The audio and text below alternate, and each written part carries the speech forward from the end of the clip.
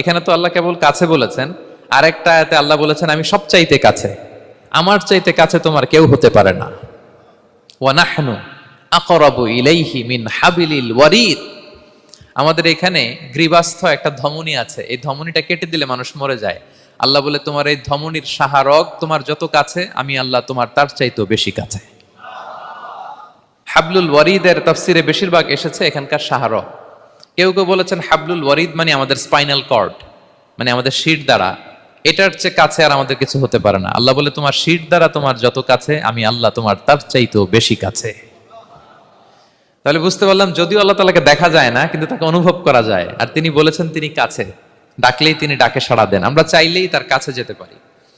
তো আমরা কিভাবে আল্লাহর কাছে যাব, নৈকট্যপ্রাপ্ত বান্দা হব, এটা নিয়ে আমরা কিছু আলোকপাত করবো ইনশাআল্লাহ। আল্লাহ তাআলা পবিত্র কালামুল্লাহ মাজিদে আমাদেরকে জানিয়ে দিয়েছেন কিভাবে আমরা তার আরো কাছে যেতে